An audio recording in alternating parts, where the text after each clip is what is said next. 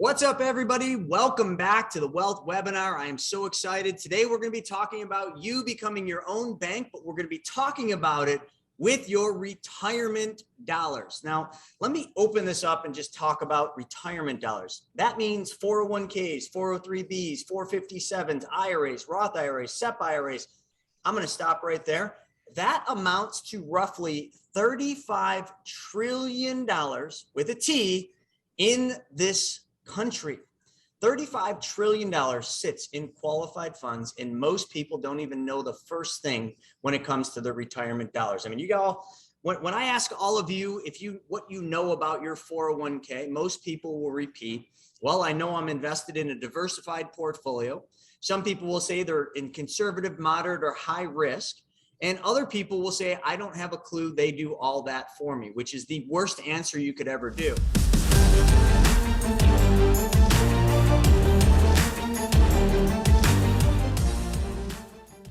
You know, I'll never forget when I was a kid, my grandmother, God love her soul. I mean,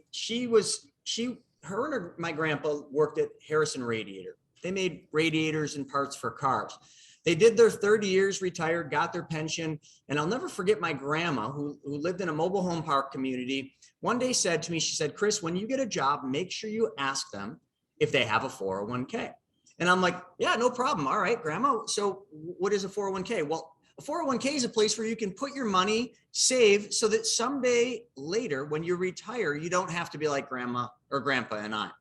I said, great, grandma, anything else? And she said, yeah, when you ask them if they have a 401k, if they do, make sure you ask them if they have a match.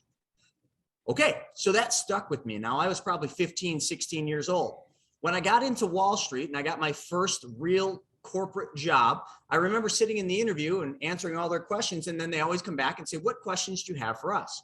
Recalling what grandma said, I said, well, do you have a retirement plan? Yes, we have a 401k. Great. Second question, grandma came to me. Oh, yes. Do you guys match? Yes, we do. We match 3% dollar for dollar. So that meant for the first 3% I put into the 401k, they would match me dollar for dollar. Off I went. I started putting money in the 401k, very small amounts, because in the beginning I wasn't making anything. But then later, as I made more money, I put more in. And I think by the time I left, I was putting roughly 14% of my pay into the 401k. Now, most of you are like, what's the point of this story? The point is, for 14 years, while I was with that company, I was giving up my control of the money I had. All the money I was putting into this retirement account, I was giving up control to a financial company. I was an advisor, and I had a very small basket of mutual funds to invest in. I had some small caps, mid caps, large caps, maybe a few internationals, and a fixed account. Now, at that time, I didn't think anything of that. And I went on to sell probably, I want to say tens of millions of dollars worth of 401k plans, but as a group, hundreds of millions of dollars worth of 401ks. All along, never even realizing that what we were actually doing is the opposite of what we should be doing. We were giving up control of our money, hence why there is $35 trillion. And actually, the government is now trying to pass another bill, which is going to then allow employers to automatically enroll every single employee into a 401k. It is going to force matches for most employers, which might not be such a bad thing. And it's going to push the RMD limits out to 73. This is proposed. It still has to be approved.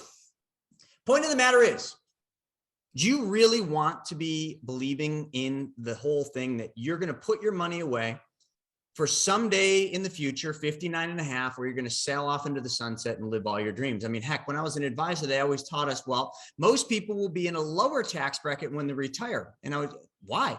Well, because they're going to make less money.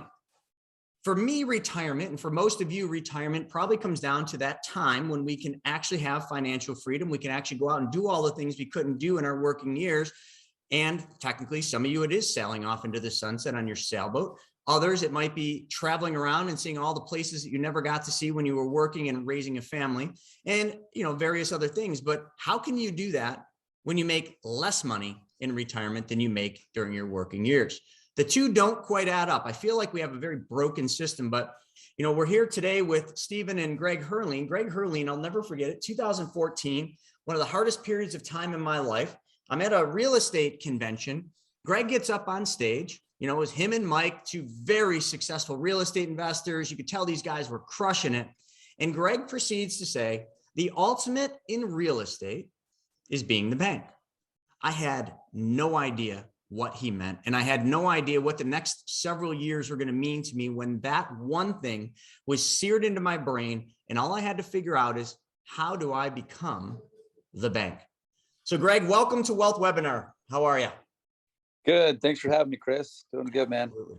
Well, why don't you just tell everybody just a little bit about yourself, and then let's just dive right into being your own bank and what self-directed IRAs actually are. All right. Can you hear me okay? I can hear you. Perfect. Well, look, I'm Greg Herline. I start with probably most importantly, family man, 4 kids, and really been focused on the passive side of things, money, not paying taxes. And so for those of you that are on here, there's a couple hundred of you, I think, that are listening right now. And so let me tell you that probably 50 or 60% of you all either have a retirement account of some sort, either an IRA or an old 401k. Look, 40% of America has changed jobs in the last 5 years. So if you are also in those shoes where you've changed jobs, or someone has changed jobs, most of you on this call, what I'm going to talk to you about and share a couple examples about can literally change the way you're getting money for your deals. It can change the way you can become a passive investor. And hold on here, I got to put my you guys, can you still hear me, Chris? Yeah. Mm-hmm. Okay, cool, perfect. So basically this retirement kind of subject is interesting. Let me just real quick, as far as background goes, I started with nothing. I was 23 years old, didn't really know what a retirement account was, wanted to be in the real estate world, and I didn't know exactly how to do it because I didn't have money. And so when I learned about retirement accounts and actually how many trillions of dollars were in the retirement accounts, that's when I actually started to find out who could actually start being my banker and my lender. And so my first deal actually in real estate happened to someone else's IRA. They actually lent me money to get into real estate. And so that's where it began. But from there, I was able to do more and more and bigger deals, and then create my own IRA where I was able to actually lend my money. But I'm kind of skipping ahead a little bit, Chris. I want to back up 1 second about my, tell you real quick a story that might be relatable to some of you guys listening. Is my mom. I remember I was talking to my mom about her retirement account, and I was young. I was probably like 20 years old, and she was telling me about her retirement account, and I said, well, tell me about it. And she said, well, I've seen you, Mom, and look at your statements and kind of put them away, but do you know what you're invested in? And she does not know what she's invested in. So I said, Mom, tell me further. I've noticed over the years, my mom's a real big organizer. So I don't know if you guys are like this, but maybe you're old school like me, where you actually still like paper. I like to get my statements in the mail, right? And so did my mom. So she'd get her retirement account papers in the mail, her statements. And then what would she do? Just like everybody else. She'd open them up and she'd look at what? The bottom, if it went up or down, and then she'd file it away. And that's it. And then my mom got really creative and really good with her time. She then would start getting it in the mail. And after she got it in the mail, she wouldn't even open the envelope.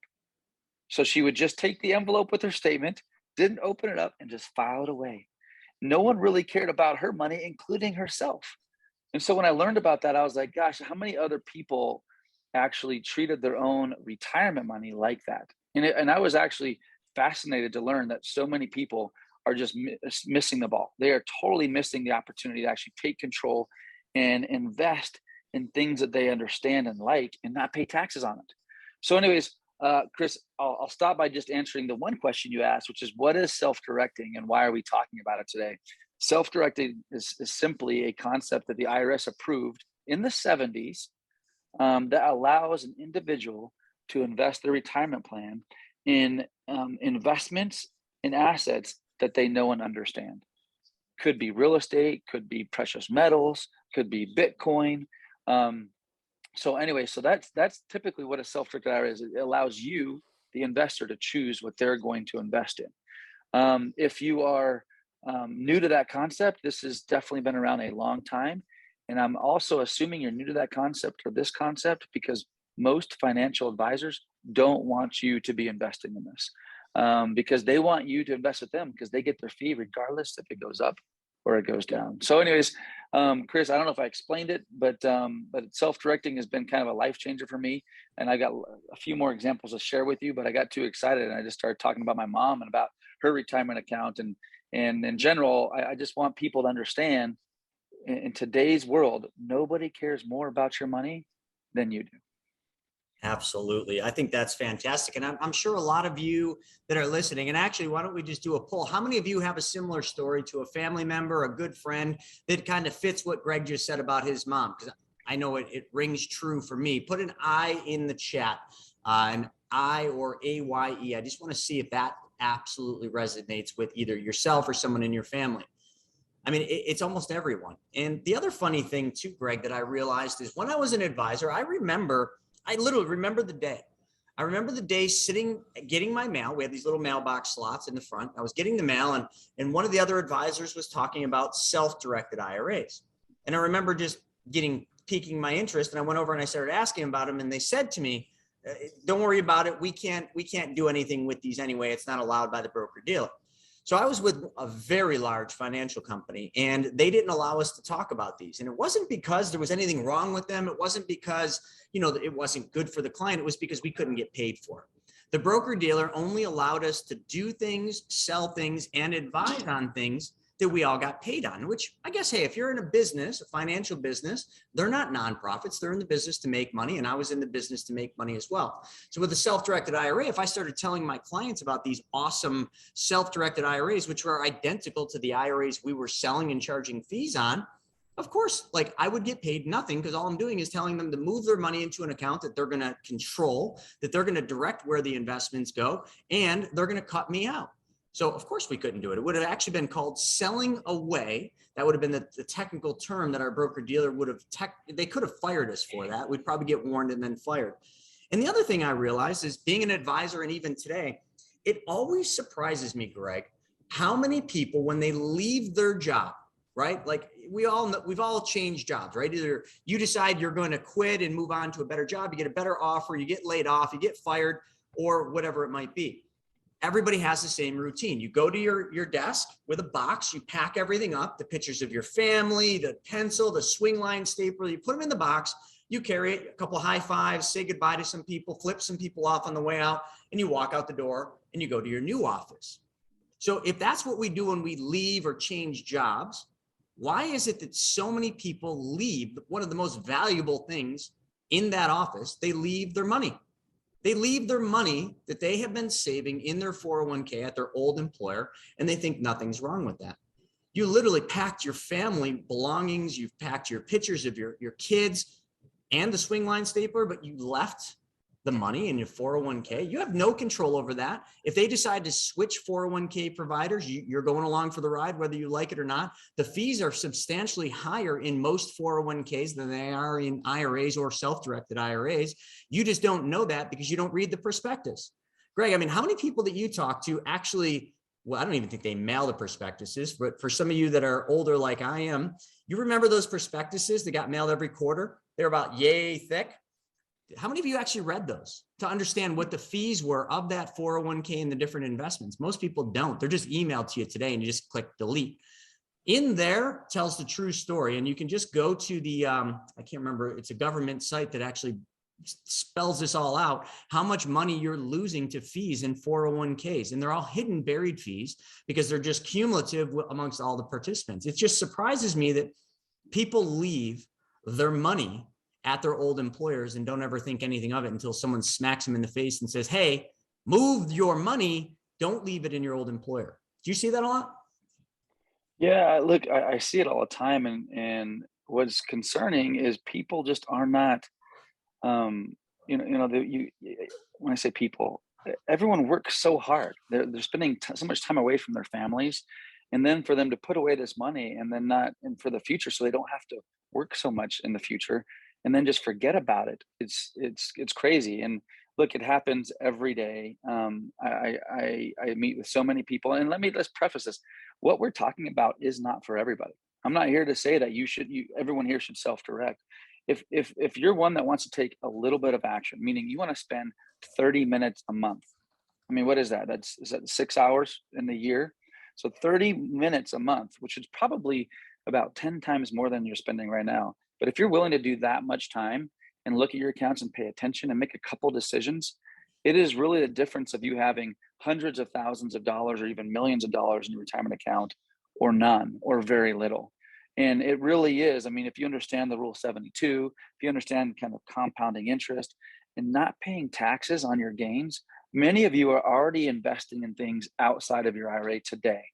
Could be businesses, could be Bitcoin, could be gold and precious metals. A lot of you might be doing real estate. All of those things that you're doing outside of your IRA, you can be doing inside of an IRA. There's no reason why you should be paying taxes on it. Furthermore, if you do it inside of a Roth IRA, you won't pay tax on it when it comes out either. So these rules. Look, the rules have been set up by the wealthy. These rules were created by the government, by the rich, so the rich can get richer.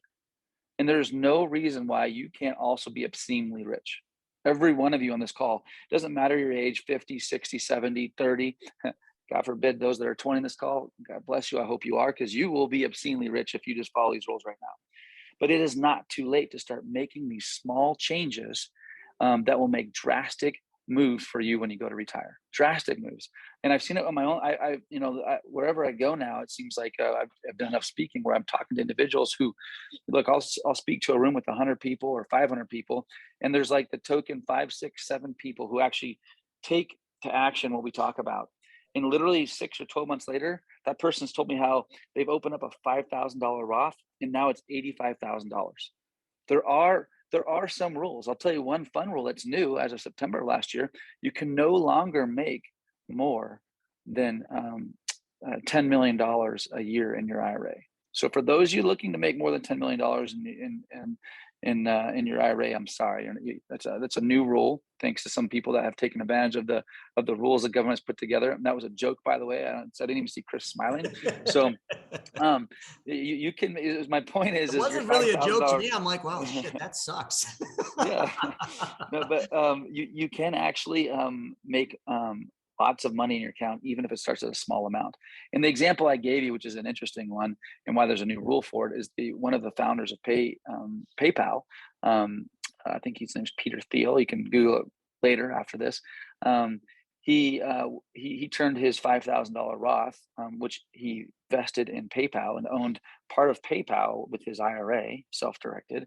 It is worth a couple $2 billion today. So there's a new rule now. The government doesn't want that to happen anymore. They want to get their piece of the pie.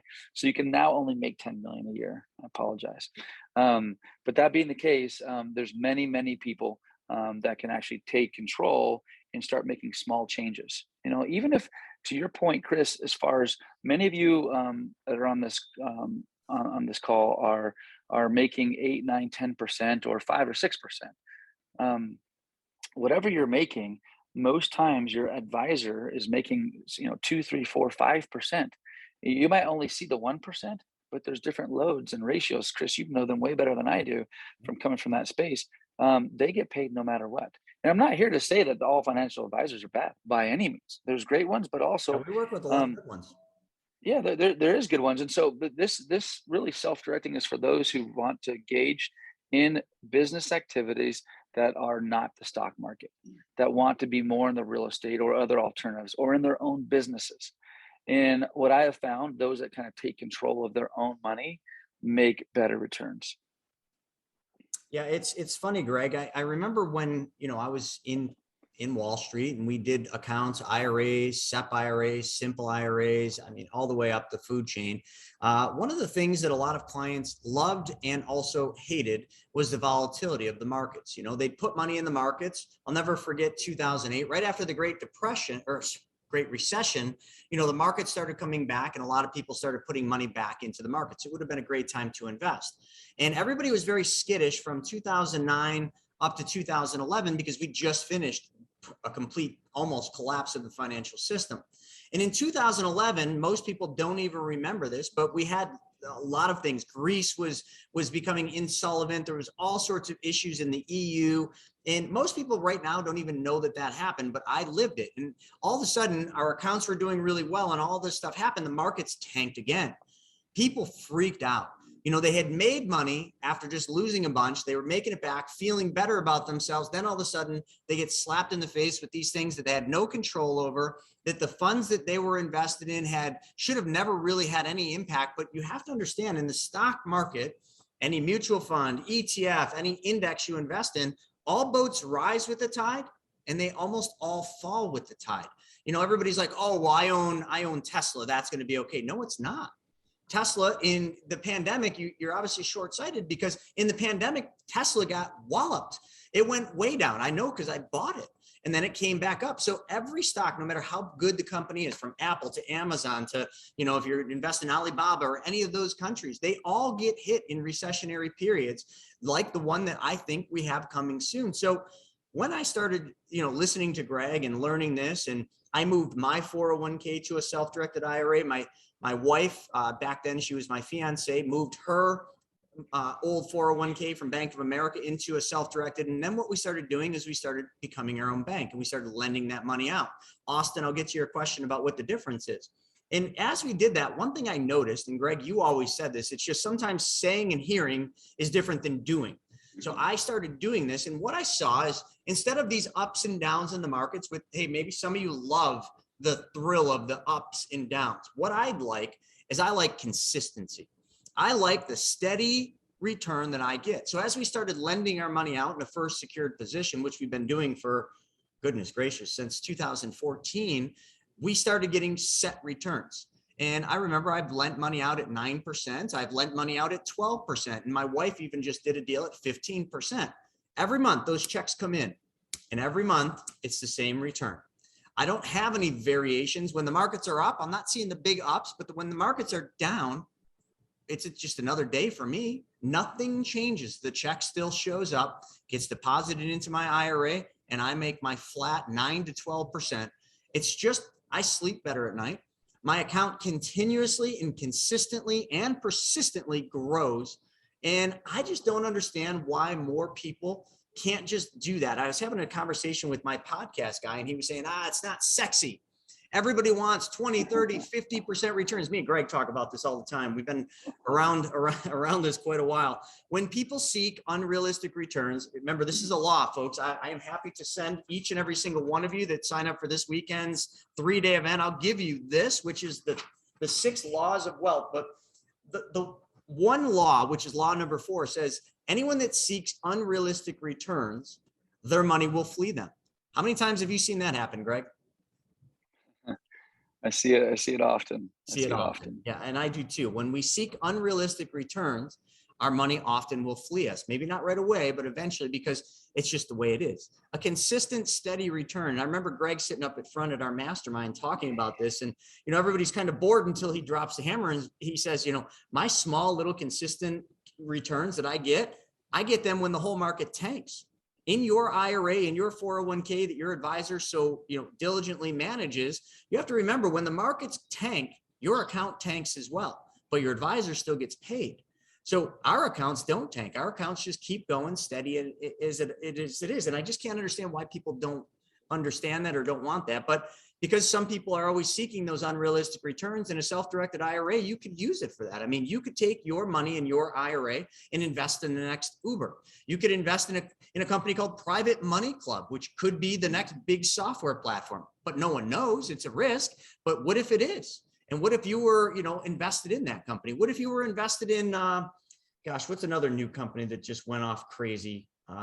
There's so many of them. Zoom. What if you were invested in Zoom, one of the founders, and your money that was in Zoom was through your self-directed IRA?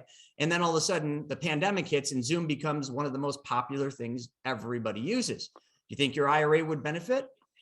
And the other thing too, Greg, I want to hit on is, I think, how many real estate investors do we have on here? Say aye. If we can get a gauge of how many real estate investors, specifically, how about wholesalers? Do we have any wholesalers on here?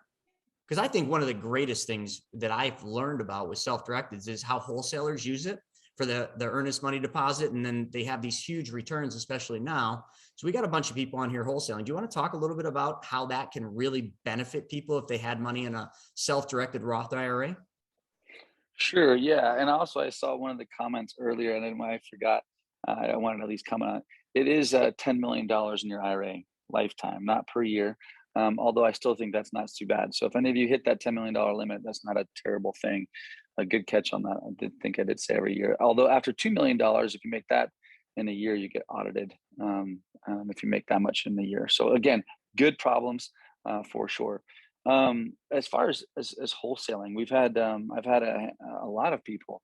My background is real estate, so I have focused on real estate. I would say majority of our clients at our trust company actually do real estate, probably 60% or more.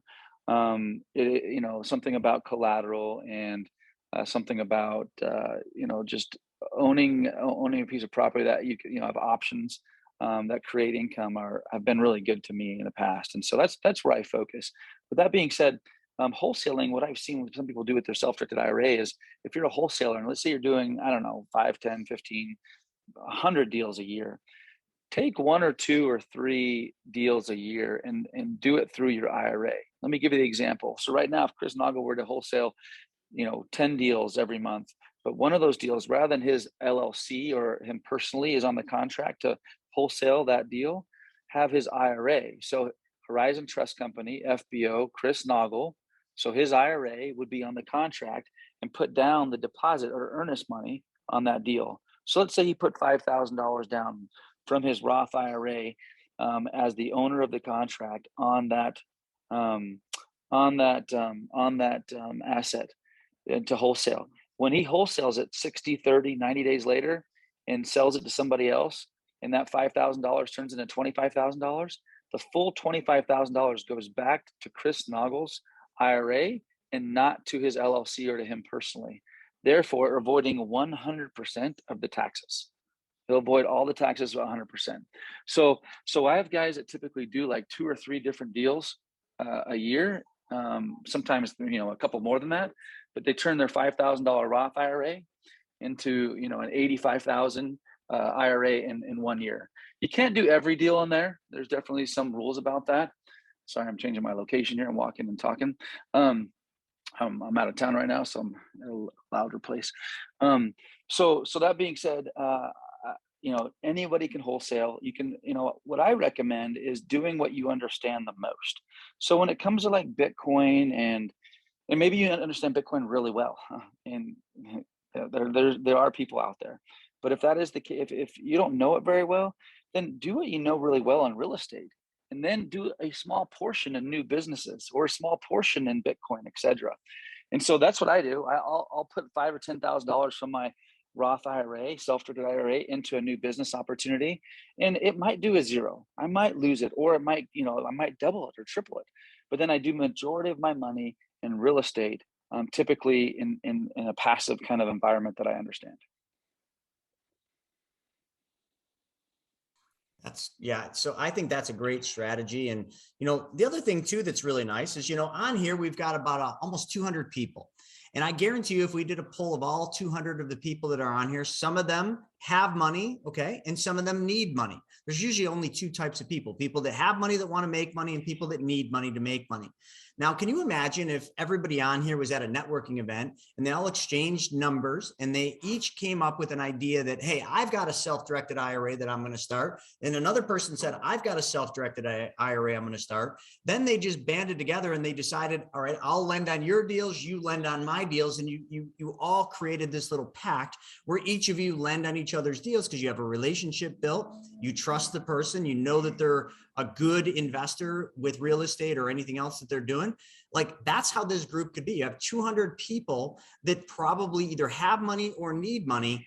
And if you have a Fidelity, a Schwab, or I could go through the whole lineup of any of those IRAs, don't let them lie to you and say that they are self-directed. I know Fidelity did a big marketing thing saying that they had a self-directed IRA. They do not. The self-directed IRA they're talking about is they allow you to invest in the universe of investments, stocks, bonds, mutual funds, ETFs, and that's about it. You can't take your Fidelity self-directed IRA and go out there and lend money to Greg for his next real estate deal, or lend money to someone else for whatever you want. You just can't do that. They're going to say, no, you can self-direct into any investment that we offer on this platform. There's a big difference. A self-directed IRA custodian like Horizon Trust that Greg owns is one that allows you to invest in pretty much the entire universe of anything you want to invest in. Hell, I always tell the example of you could buy a dairy cow, go milk the dairy, buy it with your IRA, milk the dairy cow, take the proceeds from selling that milk and put it back in your IRA. I mean, technically, not saying any of you should do that. You technically could kind of do that. I think there's better ways to make it. Technically, you need to hire someone to do it. Technically, to hire someone to milk the actual cow. But yes, you can do all that. You shouldn't be the one milking the cow because there could be a technical tax problem there. But since you were getting technical, I figured I'd clarify that. All right. So one thing you got to add to the cow scenario is you got to just hire your neighbor to come over and milk the cow every morning, which might not be a bad idea. You get to sleep in a little bit. Or your fiance. Yeah. And the other thing too, with any of your IRAs, your 401ks, I mean, we talked about Bitcoin or Ethereum or any of the cryptos, like how many of you can actually buy Bitcoin inside of your 401k? The answer is none of you. Now, on rare occasions, we find that one person has an IRA and they say, well, no, I can buy an ETF that has Bitcoin in it. No, it isn't. You're not buying direct Bitcoin. And there's a lot of gold funds out there. You're not directly buying gold. You're buying futures or some derivative of that particular commodity or that particular coin. It's not the actual coin. And last time I checked, if I'm going to invest in crypto, I want to actually buy the coin. I don't want a future or a derivative of that. So a self-directed IRA allows you to invest directly in physical gold, physical silver, any precious metals. You can physically buy Bitcoin or Ethereum or any of the altcoins that you want to buy. You can lend money to your neighbor for the next real estate deal if they're viable and a good investor. There's really nothing you can't do, but these are all things that you certainly can't do with your 401k. Or with your existing IRA. And that's the thing. I just don't understand why more people don't know about this. But then when you think about it, the reason is nobody's telling them about it because nobody can make money with it. One other, go ahead. I was just going to say, we had a good question over here. I just want to go, but finish with your sentence and then I'll throw the question out there. Yeah, I was just going to say when you're buying, precious metals or real estate or whatever it may be, I think what's unique about what we've created, and I know Chris has worked closely with us and on trying to have the best client experience, but we will hold your hand through the process. So if you have interest in one of those things, you're just not quite sure how to do it, I want to put you at ease right away. That was like the number one thing that I struggled with. When I first got started in the space there's so many questions on the application, it's asking for this certain documentation. What does that even mean? We will hold your hand and make it super seamless for you. And then Chris has helped with that too. Chris has been a client for a long time and he's helped me want to, tweak certain things to make it better and better and more customer friendly. We want to provide you the best service, but also just to make it seamless. And just so you know, I think a lot of places when you start moving, I guess, let me state this. If you have an IRA or old 401k from a previous employer, if you like this idea of self-directing, you don't have to do all of it. If you've got $100,000 at Fidelity, you can move over $50,000. You can have both accounts. In fact, I encourage it. I encourage you to see, and I've done this with my financial advisor for years, where we compete. Who did better in the last year? Who made the better return? And so you can leave some there. You can kind of ease into it. It's not an all or nothing kind of thing. And for those of you on here that have not set up a retirement account, then it's obviously super easy. You can set up a Roth or IRA account from day one. Very, very simple to work with and very easy to do. And we it's a very short conversation we typically have with you over the phone to kind of get things going. So go ahead, Chris. Sorry. Well, actually, I just want to elaborate on that. A lot of people think this is complicated. Oh, if I have an old IRA or I want to set up one of these, is it complicated? No, it's a phone call. Literally a phone call and a signature, which most of it is done through DocuSign nowadays. It's that simple. The Horizon Trust and the team, Brandy specifically, and I know Brandy's on here, will hold your hand and help you with all the paperwork. That's the thing that people get confused about. Nobody likes paperwork. Nobody wants to deal with that. They don't want to make calls to their old employer 401k. They just want somebody else to do it. And that's exactly what this team does. And then once the money comes over to the self-directed IRA, then we have the money movement team, which Andrew does. He'll do a call with you, find out what it is that, like, what is it that you really like to invest in? Because I'll tell you, one of the laws of wealth, law number 3, says protect your wealth. And that means invest in things you know, like, and understand. Maybe you love real estate. Maybe you love crypto. Maybe you love gold and silver. Maybe you love stocks. We got to figure out what it is that you know, like, and understand. And that's what the mapping team does. They will figure that out, and then they will guide you into the best way for you to help self-direct your funds into that while literally holding your hand. I mean, it doesn't get any better than that. Short of, like, hey, take all my money and put it where you think you should, which is the biggest mistake you'll ever make because you're giving up control of your money. We are going to basically help guide you through this entire process. That's the best part about this, is all you need to do is decide you want to change where your money is held so that you're in control of it. One other thing too, somebody asked here, they said, and this comes up a lot. Mike said, I have a rollover IRA, which just means it was an IRA that was rolled over from another custodial plan. And he says, how do I change it to a self-directed IRA? So Mike, we kind of just hit that. You get on the phone with us and we'll have Stephen put up the link so you can do that. And we're going to be doing an entire training on this, on some advanced techniques with self-directed IRAs this weekend at the 3-day Money School Essentials. Greg's going to be back. We're really going to be getting into case studies and showing real scenarios of how other people have used this and what this has meant for them and how it's completely changed their financial futures. So we'll put the link up so you can set up a call if you want to talk about how it works, but it is very, very simple. The other thing too, Greg, I think people get their head wrapped around is they start thinking, oh, well, if I have to self-direct this and I've got to figure out where this money is going to go, that sounds complicated. My answer to that is always, yeah, when you first learned how to drive and your parents gave you the keys to the car, weren't you nervous? When you got in that driver's seat, you buckled the seatbelt and you had to learn how to drive with your parents sitting next to you. That was an uncomfortable feeling. It was a new feeling. But it didn't take any of us very long to be like, I got this, and then you all of a sudden figured out how to go faster, I don't know, when I was a kid, I found out how to do a lot of things very quick, but you get comfortable with it after just doing it.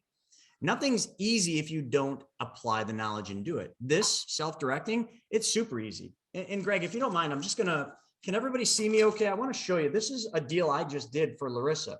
Or I should say Larissa just did it. She knows how to do these. So this is the deal here. We got a deal for a house, okay, that we wanted to lend on. So somebody sent the deal over to us. We analyzed it, and there's software that we have that will analyze it all for you. Larissa said, yeah, I want to lend on that deal. Great. So what we then did is she got a hold of Brandy with an email. Brandy then sent over, and you can just go to Horizon Trust. It's called the Direction to Invest. Larissa, and you can see this is all her information. I shouldn't probably show her account number, but her name, her date of birth, and all this stuff, and the address that she's lending on. It's a promissory note. It's 3 pages. That was it. This is what Larissa had to fill out. This is how complicated this is. She had to fill 3 pages out. This one, she didn't have to do anything. She just attached the escrow agent's information, which is either a title company or an attorney. And then she signed the last page. Boom, that's it. Everything else that had to be done was a promissory note, okay, which the borrower sent her right here. This is from the attorney saying that she's going to earn 12% on her $25,000 loan, which works out to be, there's a dollar amount on here somewhere, whatever, $250 a month. And then the attorney sent Larissa over the mortgage. And all the mortgage is just the security instrument. This is what you really want. So we had a note created by the borrower's attorney. We had the mortgage created by the attorney. So no heavy lifting for Larissa. She's just being a mom. And the only thing she had to do is a 3-page direction to invest form, 1 signature and some basic information. And then Horizon Trust and Brandy took care of the rest. This deal is now funded. $250 checks are going into her account every month, and she's making 12%. How hard was that? Driving. I mean, the hardest part you said there was just being a mom, just to be clear. For sure, the hardest part about that is clear. But I mean, some people make this out to be way more complicated. That's all there is to it. Like, she didn't have to do anything besides the direction to invest. The rest was all done by third parties in that. Now she's making 12% on her money. And it's not 12% if the market does good. It's not 12% if the economic report comes out good, if the jobless claims comes out good, if inflation is under control. It's 12%. That's it. And if the person doesn't pay her, guess what? We have a really sweet house that Larissa would love to sink her teeth in that we get to take back. That's it. That's how that works. That was a small loan, 25 grand. I mean, what would that be if it was a bigger deal? And a lot of people are like, well, I don't have much money. How does Larissa move $25,000? She sometimes, me and Larissa and a couple other people on Private Money Club will come together and we'll take down one big deal.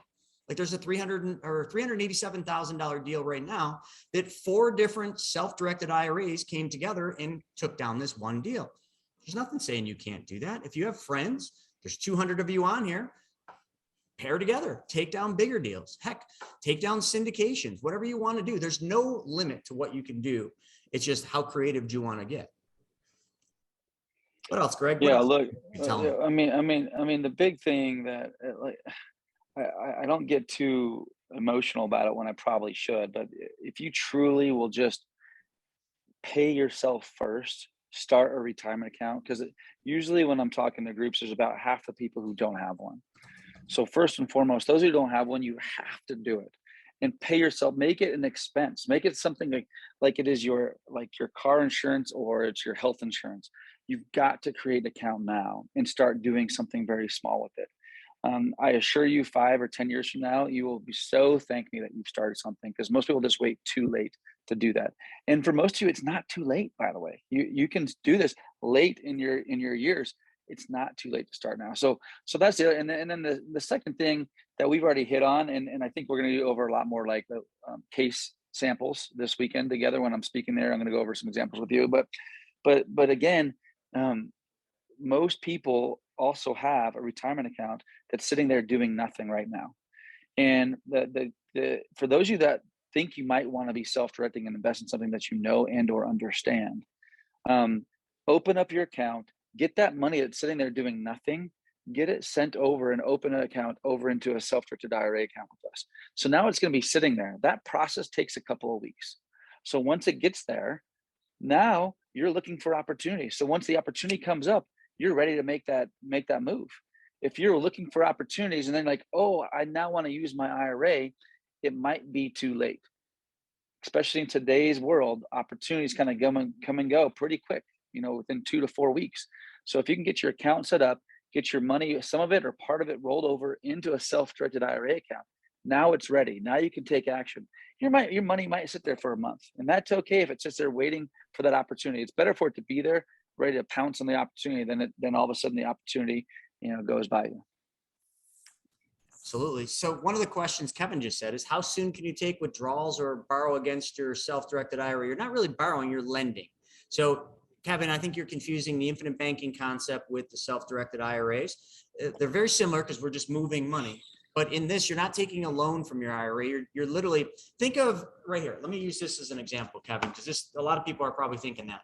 This mortgage right here, this note in this mortgage, okay, think of this the same way as you would a stock certificate, right? Let's say you bought Apple stock. I know in today's world, you don't actually get the paper certificates, but just imagine that you did. This is your paper certificate. This is your security that you're investing in. Now, I know it's a loan, but same idea. Your IRA just basically holds this security right here. So you're not taking a loan from your IRA. You're literally just making an investment with your IRA. Now that investment could be the loan to a real estate investor on their real estate deal like Larissa did. It might be an investment into crypto. It might be an investment into, somebody you know's business venture. It could be a number of different things, gold, silver. You're not doing loans or withdrawals, you're doing investments. The IRA is then recognizing and realizing that this property, this note and mortgage is what it's holding as the investment. That's all. Did I say that right, Greg? And yeah, you did. I just want to also say the money's available as soon as it hits our account. So if you're moving over money from your IRA, which was a question as well, from your IRA over to our trust company, it's still an IRA. It's just a self-directed IRA.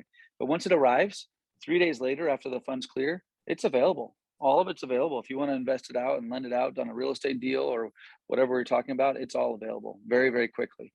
So in all of it is. So there's that's why we have people that will move over all of their IRA, but maybe only invest the first half right away, and then the other half maybe a few months later, but then it's all in one spot. But you don't have to, you can do a portion thereof. And I know there's a lot of clients that I've seen that, with their self-directed IRAs, they might lend a small amount of it out on private lending deals. Some of it's in crypto. They own, gold in it. So you can diversify as deep and as wide as you want with your self-directed, just like you would with your mutual fund diversification or your stock diversification. You can do all of that stuff. Matter of fact, Greg, if I'm not mistaken, if you have a TD Ameritrade account, you can basically link that to your self-directed. Is that correct?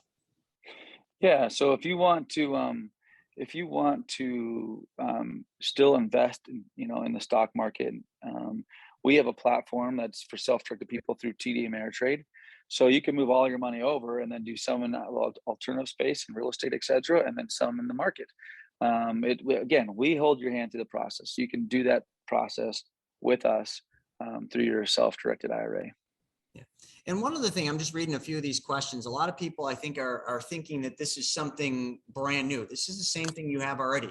If you have a 401k with your employer and you have a company now, like maybe you went self-employed, you can set up a self-directed 401k with your company. Or if it's just you, you could set up a solo K, which means it's like a 401k, but for a sole operating company. If it's just you, you could pretty much anything you can do or are doing now, you can do self-directed. So, one of the people is just saying, so are you guys the custodian? Yeah. Greg's company, Horizon Trust, is the custodian. Do you want to talk about that for a second?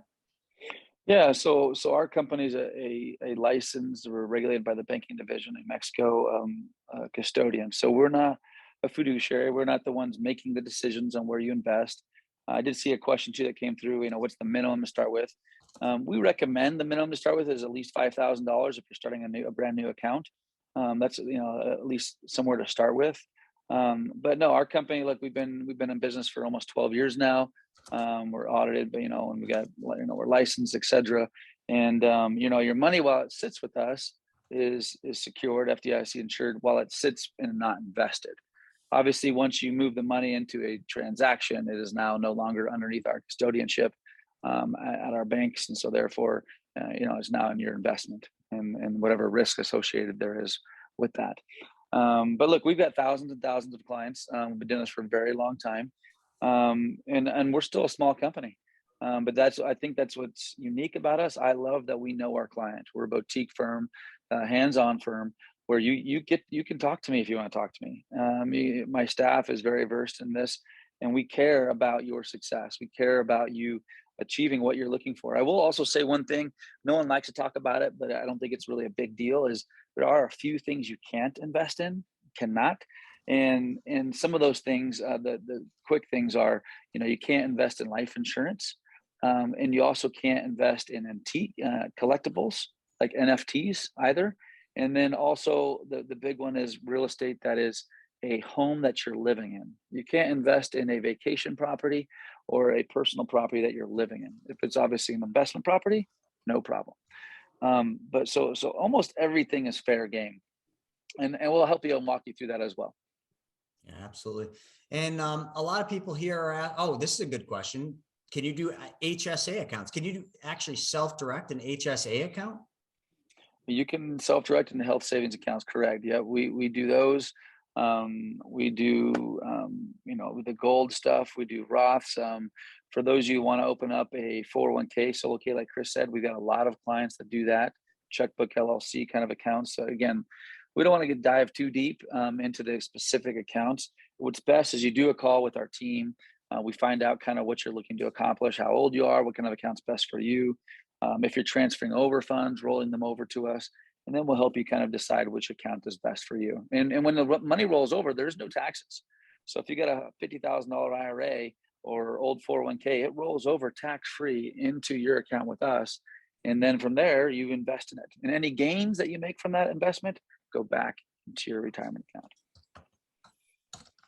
Yeah. And folks, I'm just going to use this as an opportunity real quick, just to talk about this weekend. So many of you have already heard about this, but this weekend we've got our 3-day essentials virtual training, which is going to go deep into everything. So day one, I'm going to lay out exactly what's going on in the economy, in the markets. If any of you heard, the 5 and the 30-year treasury bond yields just inverted. And then just yesterday, the 2 and the 10-year treasury bonds inverted. Most of you are like, yeah, so what? Do you know what that means? That means that a recession is imminent. I think it's 20 out of 26 other times this has happened. 22 of those were followed by a recession. So listen, like that telltale sign that we are coming up on a recessionary period just happened, folks. It's time to wake up. It's time to start looking out the front windshield. And it's time to learn, like, if this is what's happened in the past and this is where we're at, what do you have to do now to get ready so that you don't ride the roller coaster down? And maybe some of you are too young to even remember 08 or 2000 or the early 2000 .com crash. It sucks. You don't want to be caught on that. Greg, myself, Stephen, and many of you on here have ridden through those recessions and lost everything. Please don't be one of them that just buries your head in the sand and sits and waits. Join us this weekend for the 3-day training where we're literally going to dissect what to do, not just what's going on. Hey, anyone can say, hey, a recession's coming. Okay, great. What do I do? Oh, I don't know. You know, we're going to literally say step 1, step 2, step 3, and we're not going to just pretend all of you are the same. Some of you have higher risk tolerances. Some of you are like, I can't lose a penny. I'm going to lay out a whole bunch of different ways that you can beat the recession, get ahead in the recession, and literally have the recession become your little bitch, excuse my language, but where you're going to see this as the biggest opportunity of your lifetime instead of something that you're scared of. I want you to make money in this recession, and it is very easy to do if you're ready. But if you don't show up this weekend, I can tell you, you're probably not going to be ready. And I'm not just trying to get you to sign up for the training. We're actually going to give you a $100 off code to show up. The training is only $297. So it's only $197, but you got to sign up today because $197 isn't what we're marketing out there. It's $297. You're getting it offered at $197 because you're here. And it's 3 days. It's all recorded because I know some of you already, I got a wedding to go to. My kids have baseball. I hear it every time. We record it all, folks. And then Shauna edits it, timestamps it. So you can literally, if all you want to learn about is self-directed IRAs, great. It's timestamped. You just go right to that training and you watch that. And they're like, oh, that was cool. Maybe I want to learn about the infinite banking concept. Great. That's timestamped. We've done this a few times, folks. And a lot of you are probably thinking, but I've already been to a 3-day. Every single 3-day we do is completely different speakers, different topics, because times change. So don't you think the training should change? This one will be totally different than the last one and very different than any other ones prior to that. So the link's up there, folks. Join us this weekend. It's literally $197, which is peanuts for what this will save you and teach you how to make a stupid amount of money in a time when everybody else is losing. If that doesn't sound exciting, well, you joined on the wrong day. I swear, because like if I were in any one of your shoes, I'd be there. Or if I couldn't be there, I'd watch the recordings. It's just how we all do things. So join us for that 3-day. But Greg, if you don't mind, let's spend the last couple minutes we have with you answering some of these questions. So Colleen said, is it either or? So in other words, we have a self-directed IRA, but can we also do a SEP or a Uni-K? Any advantages, disadvantages, especially tax impact? So this is somebody that already has a self-directed, but they're wondering, can they do a SEP or a solo K? The quick answer, well, there isn't I don't think there is a quick answer. I'd prefer doing a consultation with, was it Colleen? Yep. Because it goes back a little bit to what, her job, if she's W-2 employed, how much money she's making, how much she's already putting away. There's certain rules on which account she can have. And so I can't give her the exact answer without knowing more about her. And so let's do a consultation, but there is a likelihood that you can open up an additional retirement account. Yes. Absolutely. All right, Colleen. So let's set up a call. I just put the link in there. JF said, are there taxes, fees to change your 401k or your 401k to a self-directed IRA? So they're basically just saying, does the custodian charge money to transfer money over? No, there's no fees for that. I mean, I shouldn't say I would say 90% of the time there's no fees. Sometimes some companies have a fee, like if it's an annuity or something that's coming from somewhere. But typically, stock market, there's very little, if any, fees that could come over. And then, by the way, I don't know if anyone's, I think someone's probably asked it, but even on our side, we'll go through our fees, but our fees are less. They're 1% is the most you would ever pay, and it goes down. The bigger your account, the smaller the fee.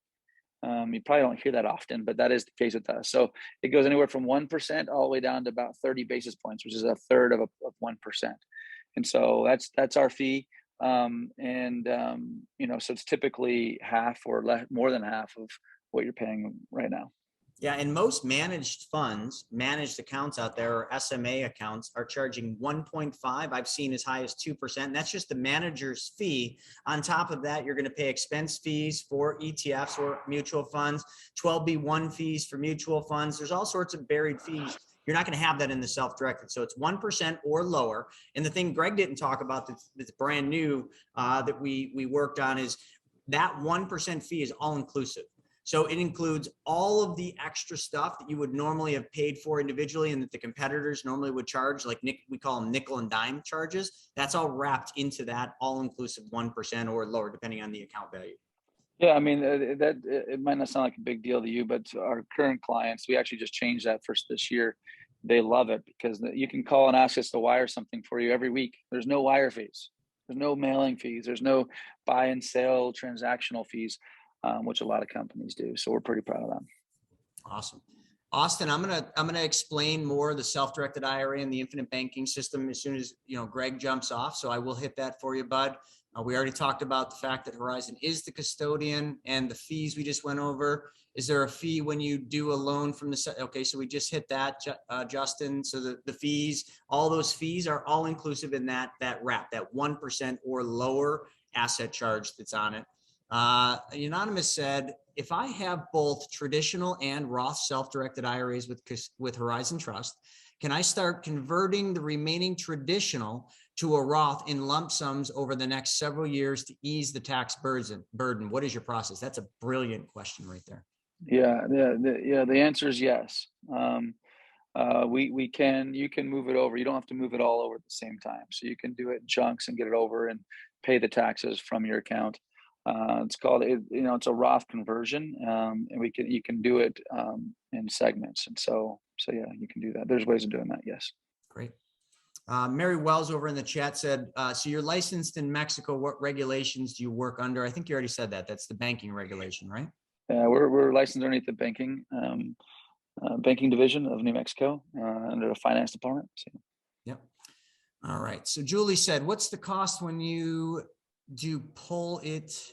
I don't put any charges. So we already hit the charges. I think that's what you're asking, Julie. If you could reframe that question, I can answer that better. I just don't understand it. William said, I'm 67 years old and retired. Awesome. Congratulations. Am I allowed to transfer funds from my company sponsored 401k to a self-directed IRA? Yes, that we can help you with that. Typically what we need to do, look, there's always some companies or caveats to that, but 99% of the companies allow you to do that. So it's a quick phone call, set up an appointment, not a problem at all. It's just we would need a copy of your statement, and then we could call that plan provider with you, and we'd ask the questions. It'd be a 5-minute phone call, find out what that is and in the process, and get their forms and help you fill them out and get them back to them. Great. And also, Greg, one thing that we didn't hit, but somebody had a comment earlier, if they're over 70 and a half, does Horizon Trust aid and help with the required minimum distributions? Yeah, we do. We can tell you what the RMD is for you with your account with us. We can't tell you your total amount if you have other retirement accounts elsewhere. Obviously, so typically what we recommend is obviously just asking your accountant or CPA to help with that. Oh, these are great questions. Justin said, I have a profit sharing 401k through my corporation. Can I transfer a portion of this to a self-directed account? If he is the owner of the plan, then I don't think you can unless you move the whole pension plan over. Sure. So I don't think you can move a portion. Yeah, but I am not certain of that, but I could check. I'm like 99% Sure, because I know when I was, doing this as an advisor, you'd have to move the whole plan. You can't just half the plan or do a small portion. There are some things like in-service non-hardship withdrawals or rollovers. So, if you were a participant in the plan, in your own plan, and the plan document of your plan allows you to do in-service non-hardship rollovers, then you could roll over to a self-directed IRA and then self-direct a portion. And it's kind of cool, Justin, because if you own the plan, if you're the owner, you can kind of control what your plan document says. You just need language in there that allows for in-service non-hardship withdrawals or rollovers. And then you very well might be able to move a piece of yours out. Man, there's some technical questions. I'm impressed. I mean, I did this for 16 years, so I was just like, well, there is a way to do it. We did that for some. Well, no, I'm not as impressed with you. I'm more impressed with the questions. The questions are freaking awesome. Don't be impressed with me. I don't know anything. There's a weatherman on here who seems to know far more than I do on this stuff. I'm giving you a hard time. I'm always impressed with you, Nago. All right. Carol said, so can I move from an IRA to Horizon? Yeah, that's an easy one. Absolutely. Let's see, firing through these. JF said, are there taxes, fees to change your, okay, we already hit that one, JF. Usually there's no taxes or fees if you roll over your old 401k or old IRA to a self-directed IRA. It depends on who the money's with, but Greg, I haven't really seen that in a long time where they charge a fee to move it over. I remember Prudential used to have like an asset like closeout fee, and then I think they got sued or enough people complained, they got rid of it. I'm going to butcher your name. I can't really say it. So we're just going to call you SV. It said, you said minimum for self-directed account is 5,000. Are there deals for 5,000 or 10,000? So there's really not a minimum for the self-directed IRA account. There is no minimum. I just, I think I read the question as, what is the minimum in general? And I would just say I recommend if to get started in a self-directed IRA, you should start with 5,000. Save up 5,000 and start with that. But that being said, oh, sorry here, I lost. You there? Yep, we got you. Okay. What was I'm sorry, what was the other question? Well, they were just asking about other deals for 5,000. I mean, you could certainly buy gold and silver with 5,000. Oh yeah, gold, silver, Bitcoins. You can wholesale real estate deal. It's just hard to lend. You can't really lend. Yeah. So I would say if you're going to be a private lender on something like Private Money Club, you'd want at least 10,000 to be in the game with that. Otherwise, it's just very hard to place that. Yeah. All right. Deanna said, is there anything for Canadians? Our Canadians get shit on. RSPs. Those plans are harder. Those RSPs up in Canada. I tried to break into Canada on these, and they're much more difficult. So I'm sorry. Different regulations. Jay said, can I move my current active 401? Oh, this is important. Current active 401k to a self-directed IRA and still have my employer matched. Do you want me to hit that one, Greg? Well, yeah. I mean, the quick answer is no, you cannot. If you're currently active, you cannot move over your 401k. If you have something from a previous employer, you absolutely can. So, and then Jay, just the addition to what Greg just said is the only way you'd be able to do that if you're an active participant in a 401k at your employer is normally if you're over 50 years old and they allow for in-service non-hardship withdrawals. If they allow for in-service non-hardship withdrawals, that means they will allow you to move a large portion, or sometimes they restrict it to 50% of your current 401k into your own IRA, which could be a self-directed IRA, still then allowing you to contribute to the plan that you're in now, the 401k, and receive the match on that. So that would be your only way. Jay, the advice I'd give you is check with your plan participant, whoever runs the 401k, and ask them if they allow for in-service non-hardship withdrawals. And if they do, it's game on for you. If they don't, just got to get you to retire a little early. Hey, Chris, I think I'm going to bounce off here if that's okay. We can get the rest of these. There's a ton of questions coming in. I look forward to I'm going to be around also for the 3-day Friday. I know I'll be around. I'm really looking forward to it so we can kind of dive deeper into more examples and case studies and questions and stuff. So really appreciate it. Thank you. Thank you all for listening and being part. I'll let you do your thing and wrap it up. All right. Fantastic. Thanks, Greg. Hey, Greg. All right, everybody. Thanks, we're gonna keep going with some of these questions. And I am and Stephen is, I see him laughing at some of the questions and comments, but we are thoroughly impressed with these comments and questions coming in. It's amazing. What is the difference between self-directed versus infinite banking? So let me hit that one real quick. So this is Austin asked this question. The infinite banking concept is a process. It's a process of taking back the banking functions in your life. The infinite banking concept is usually worked or used with the machine being a specially designed and engineered whole life. We're going to go deep, deep, deep, deep into this on the 3-day training. So I'm not going to get into the infinite banking concept or what it is, but let's just kind of draw the line in the sand for what is the difference between a self-directed IRA and BYOB with your self-directed IRA, or the infinite banking concept, or what we commonly call become your own banker with the special designed whole life. The line in the sand is one thing. The self-directed IRAs are deemed qualified money, which is retirement dollars that fall under the IRS guidelines and all the IRS rules, where 59.5, if you take the money out pre 59.5, there's an early penalty and all those things. On the other side, the non-qualified side, over on there, that is your savings account money, the money in your regular brokerage account. There is no rules by the IRS in terms of when you can use that money, how you can use it, what you can take it out for, there's taxes if you make money, but that's the line in the sand, Austin. And I hope that helps. One is qualified retirement funds. One is non-qualified funds. Stephen, anything you want to add to that one?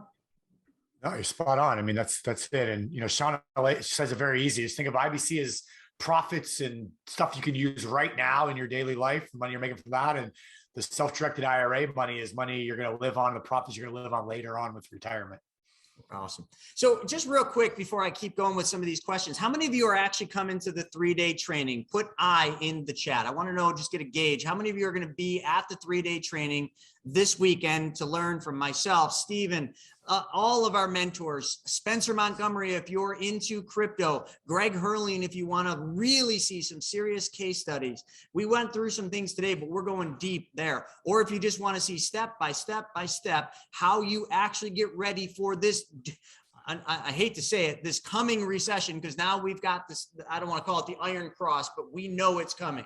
The inverted yield curves are a telltale. You guys can look it up. Don't believe me, Google it.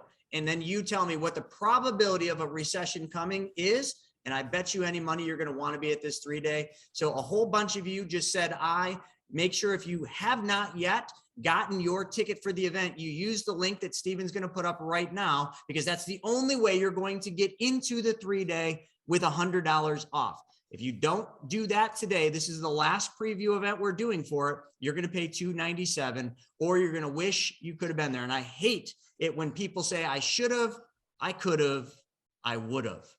Don't be that person. I should have went, but I could have went, but yeah, but. Yeah, buts are little 3-eyed animals in the woods. Don't use 3-eyed animals in the woods as your excuse for not being at the 3-day. I don't know where that came from, but whatever, sounded cute. I want to, Chris, let me answer one question. So Austin was saying, so if it's my current employer, I have to do the infinite banking and not the self-directed IRA. And Sean has said that's right, but that's not 100% right. So I just want to clarify. So you can have a 401k and a self-directed IRA. You just can't roll the money from the existing 401k into the IRA. So you can have both. So if you want to self-direct and start building a Roth IRA or something like that, absolutely, you can do that. So just want to clarify that. I saw in the comments real quick. Yeah. And then also Mary Wells keeps hitting with caps. Mary, turn your cap lock off. It seems like you're angry with us. You're asking, what is it, the email address? Are you looking for the email address to set up a call to ask about the banking regulation, where you can look that up? I mean, that's public knowledge. You should just be able to punch in Horizon Trust and then just put in, banking regulation or something like that. I'm happy to give you Brandy's email as well, or Greg's email. She's looking for mine. Oh, okay. Sorry, Mary. I know when I send messages, my wife always yells at me if I have any caps in there, because she's like, people think you're yelling at her or yelling at them. And I'm seeing your emails and I'm like, or your messages. I'm like, are you yelling at us? I know you're not, Mary, but just tone it down a bit. Anyway, I'm kidding. All right. Catherine said in a question, she said, would I contact Horizon or Money School to get out of my REIT and dumb annuity? Oh God, those annuity things. Yeah, Mary, probably just set up a call. I'll have Shauna post it again. just set up a call with one of us here at Money School. We can analyze like what that dumb annuity, because most dumb annuities are dumb, what it looks like, if you're in surrender charges, if you know where you're at with that, we'll take a look at that. So Catherine, we got your back. We'll take a look at each one of those in the REIT. Is it a publicly traded REIT or is it a private REIT? That will matter. A lot of the private REITs right now have no liquidity, which is a scary thought, but we can look at all that and give you an answer on it. So just set up a call with that link that's getting put up right now. Let's see here. Continuing on. Are these helpful going through the questions and getting answers? Because a lot of you have questions up here. I just want to make sure this is helpful. You just give me a big I or AYE if you like the question. Okay, perfect. Very helpful.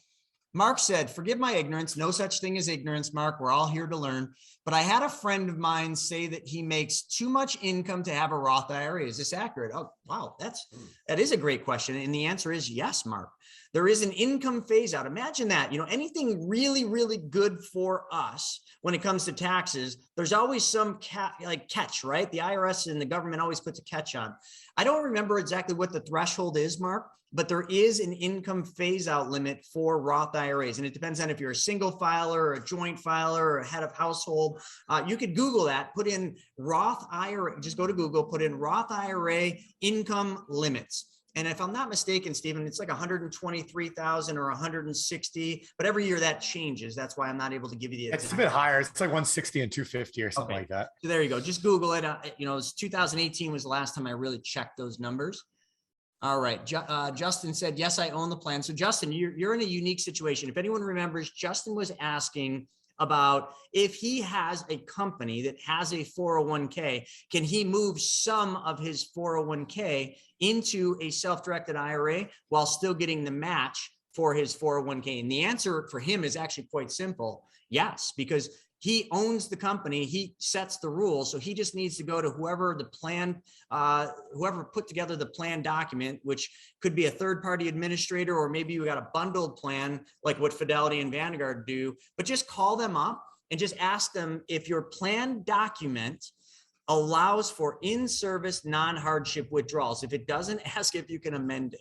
You own the company, you own the plan, just amend the plan document to allow for in-service non-hardship withdrawals. And then it's game on for you, Justin. Hopefully that's helpful. Unanimous said, in what ways does the Money School work with Horizon? That is a fantastic question. Stephen, do you want to hit that one or you want me to hit it? Yeah, no, I mean, so that is a great question. So first off, when you have a self-directed IRA, what does that tell us? We're now self-directing our money. So we have to be educated on what we're investing in. We have to, what's the law, Chris? I'm sorry?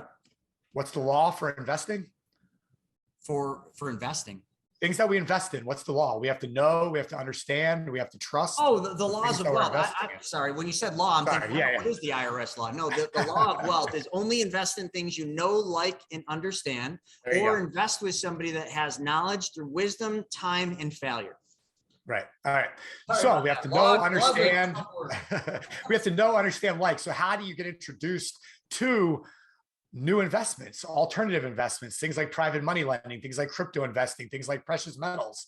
So that's where we team up with Horizon Trust. Horizon Trust is the custodian that provides the self-directed IRAs, and then Money School is able to provide the education and the resources to allow you to be able to invest in the things that you want to invest in. So for example, we have certain packages. So if you just want to open up a self-directed IRA with Horizon Trust, it's $997. You pay that and they'll open it up. They'll transfer the money for you. It includes all the first year fees and costs and transfers and wires and everything else that happens, right? So everything for the first year. But let's say that you want to invest in real estate, or you want to do some private money lending or private money borrowing with your self-directed IRA, but you don't really know exactly how to do that. Or you want to, let's say you want to buy crypto, but you're not exactly how that works, or even gold and silver. You don't know exactly where to buy it. Where do you hold the gold and silver? What types of silver can I buy with an IRA? Because there's a lot of government regulations that surround all this stuff. So now that you have that IRA, what the hell do you do with it? It's just like with infinite banking, what we do with money multiplier. Those of you that have policies, now that you have that policy, what do you do with it? So that's why we have the mapping team. So what we do is the Money School created what's called the money movement team. So we not only provide the education, the resources, the training, but we also supply the support and the mapping for you of your self-directed IRA. So that way, once you transfer $100,000 over to it, you want to do some private money lending, boom, you're right inside the private money club. It's included with your real estate investment self-directed IRA package. So you go in the private money club, you do the loans, we map it out for you, show you how the money moves, and basically do it all and show you what to do. So we provide you that education and resources to be able to accomplish what you want. So that's how Horizon and Money School really work together. Yeah, for any of you that work with the money multiplier, we have the mapping team, which is kind of your guiding light once your policy's in force. Well, we just created that for Horizon Trust and for the qualified money. It's the money movement team, because obviously the self-directed IRA, we're not mapping it, we're just helping you decide how to move it. And we do that, like he said, we have some of the best coaches out there that will help guide you on that. We can't give you investment advice. We can't give you investment recommendations, but we certainly will provide you the tools, resources, and the platforms to do that. So that's our relationship, and that's what we put together for that. Sally said, can we top up our self-directed IRAs with fresh funds over time? Yeah. So if you have a self-directed IRA, you can continue to keep funding either monthly. Do they have a weekly option, Stephen? I can't remember. I don't think so. Monthly, yeah, I think it's just monthly. So you could set up like a monthly recurring deposit into your Roth IRA, your IRA, or your solo K. You can also just do lump sums at the end of the year. You meet with your CPA and they're like, holy crap, you're going to owe a lot in taxes. Do you have an IRA? You say yes. And then they will allow you to put in the max for whatever that dollar or whatever that year allows, 6,000, 6,500, depending on catch-ups. So you sure can. Meredith said, could you please post the link again for this weekend's training? I got here late and caught the tail end of the discussion. I'll be out of town, so I may not be able to listen live, but I would love to access the recordings. You got it, Meredith. We got you covered. Carol just said aye, so she's all in on that. Unanimous said, what if I want to pull money out from my 401k to fund my infinite banking plan? What are the fees to do so?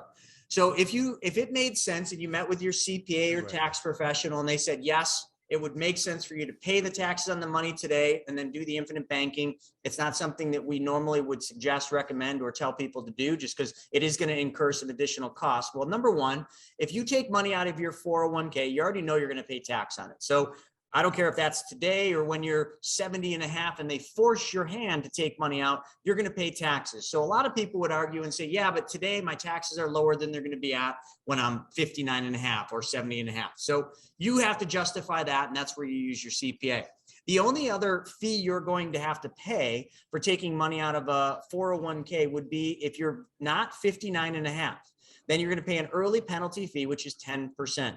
So the early penalty fee for taking money out of a qualified retirement plan pre 59 and a half is going to be about a 10% penalty. There are some ways around that, equal and what is that called? Equal something distributions, but we're not going to get in there. Just know it's going to be taxes plus an IRS penalty of 10%. You can always do a loan.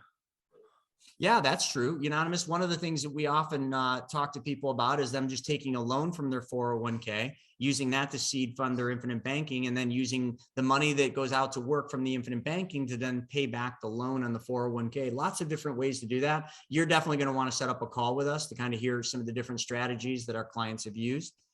Alejandra, did I say that right? Alejandra, I have to jump off. Where can I get the link? Okay, we already put the link up.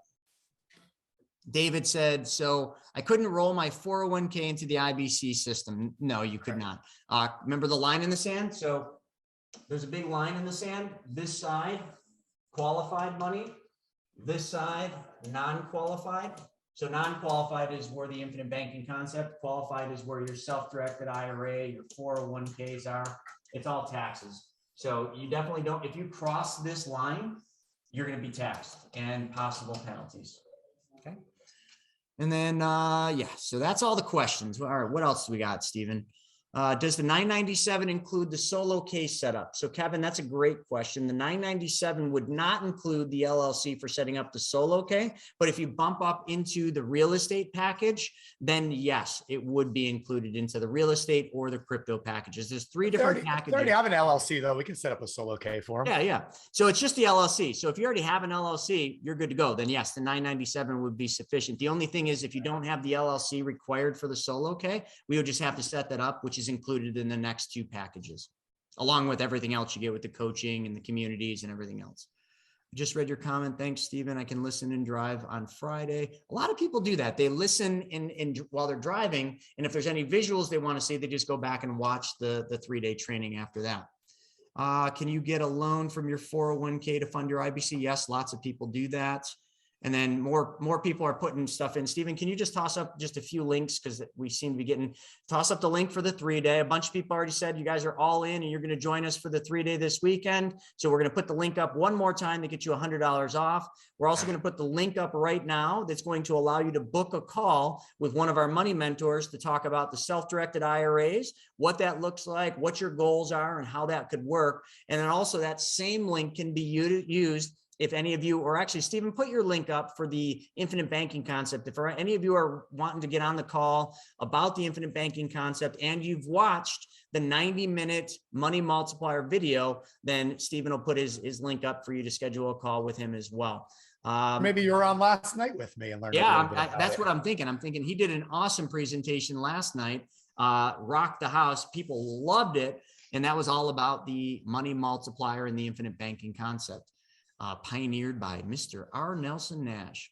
Yeah. So if you guys notice, like if you were with us Monday night, Chris really set this up to kind of make you realize what's going on with your money, what's going on with the economy, the markets, the mindset of what it takes to be successful and really be a millionaire and everything that goes along with that. And then last night we started getting into, the non-qualified money. So again, we keep talking about that line in the sand, right? So the non-qualified money, we're taking advantage of the infinite banking concept, being your own banker and all the advantages and benefits that go along with that. And then today we're talking about qualified money. So the other side of that line in the sand, which are the retirement accounts, so your IRAs, your 401ks, and all of that. So how to kind of, where's your money, how to have the mindset about your money. And then this weekend is going to teach you what to do with this money, whether it's qualified money, whether it's non-qualified money, how to start growing it, how to start protecting it, how to start saving on taxes on Friday, how to beat inflation, how to start setting you and your family up for the future. So we've had a little bit of a plan behind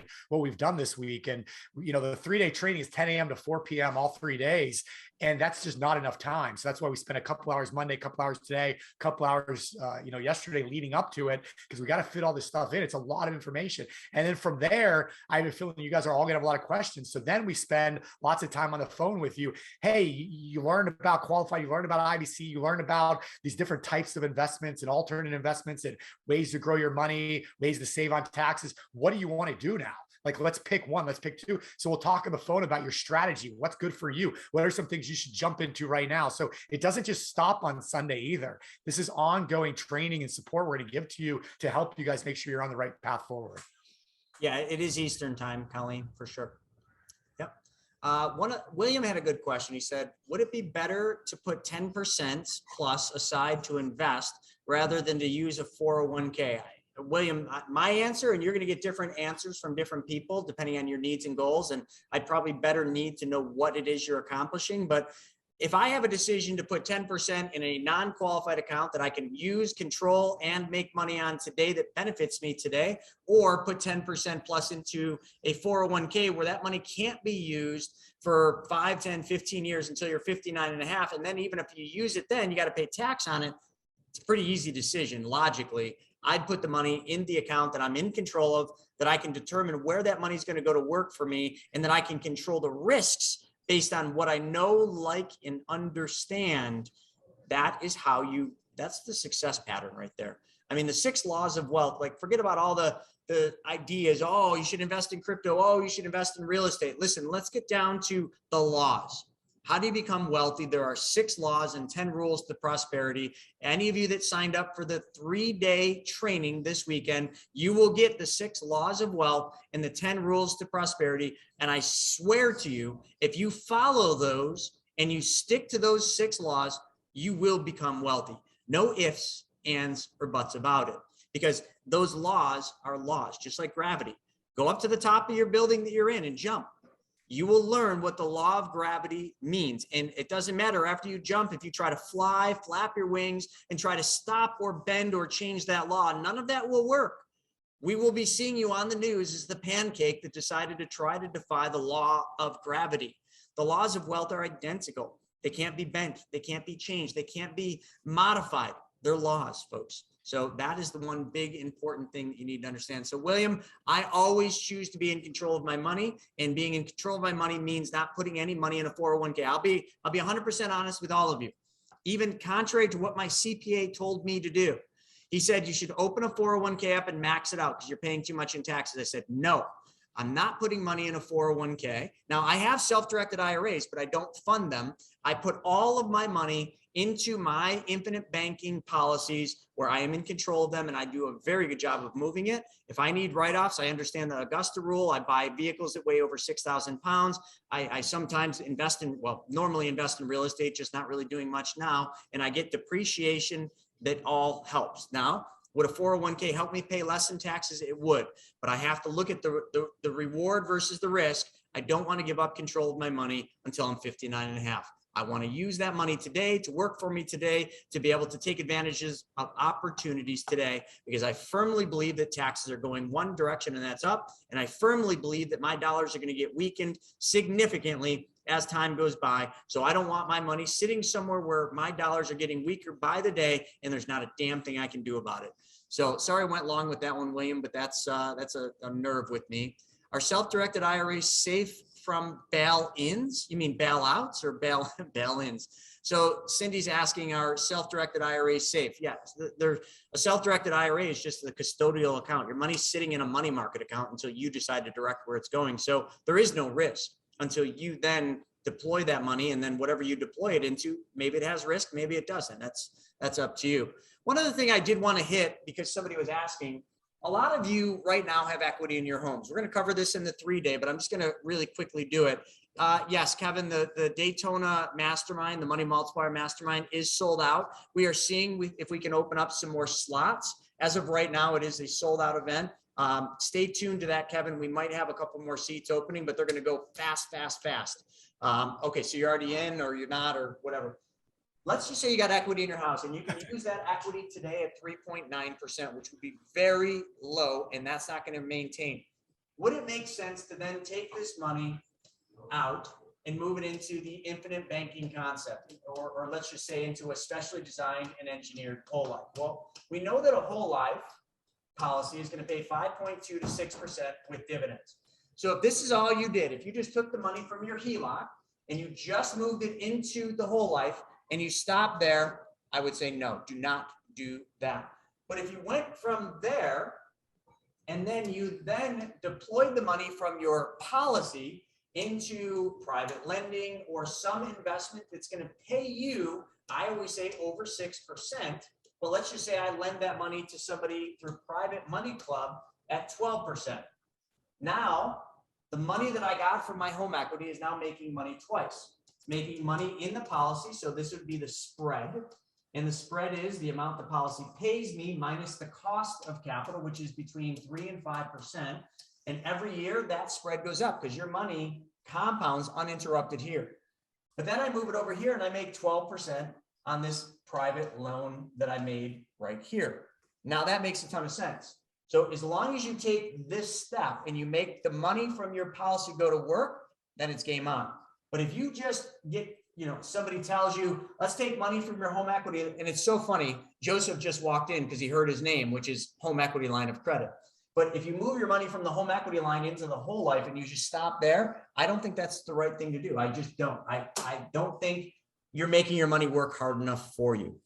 Can I transfer? Oh gosh, Colleen, can I transfer my current whole life policy to an IBC?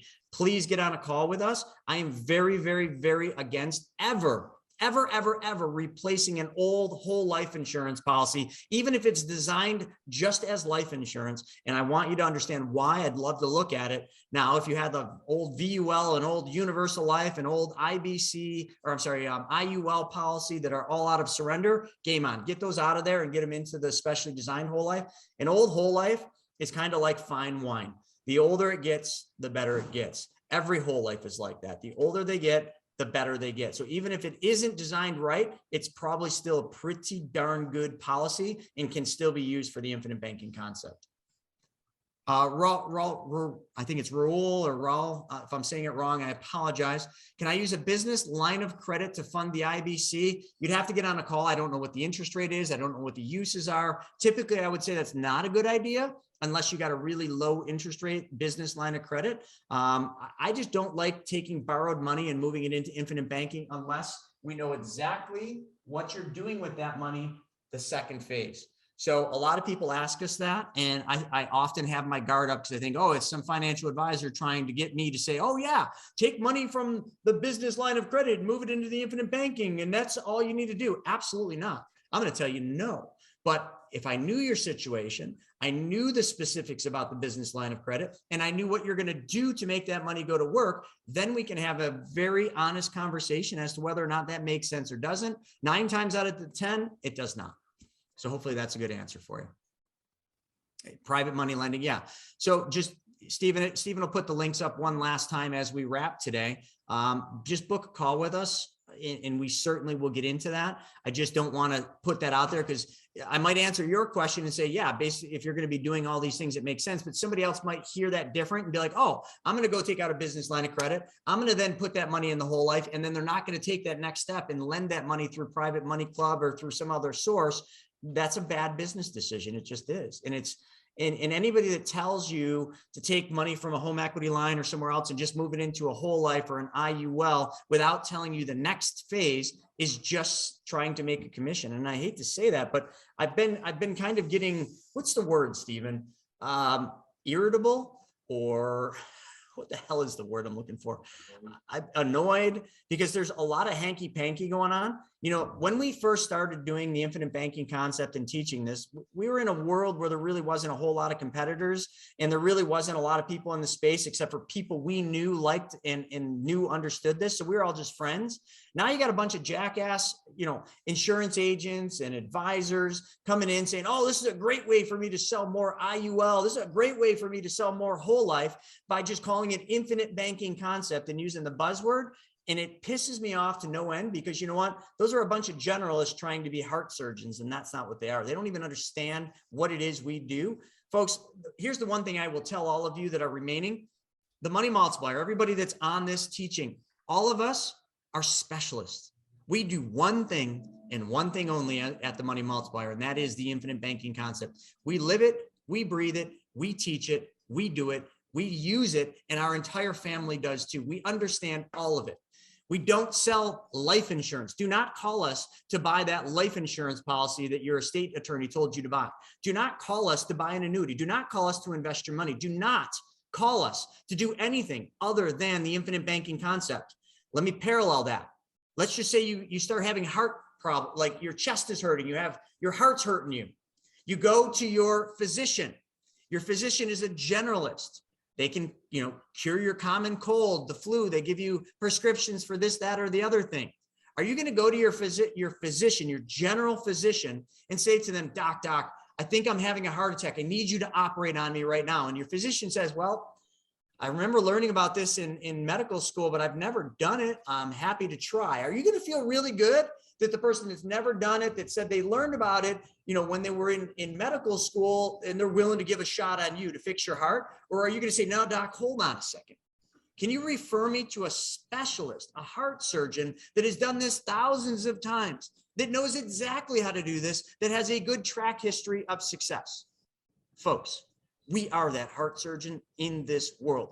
We do one thing and one thing only, and we have a perfect track history. Not even like a 99.9% track history, a perfect one. Go on Reddit or anywhere else. Find one person that says what we're teaching and what we're doing is wrong.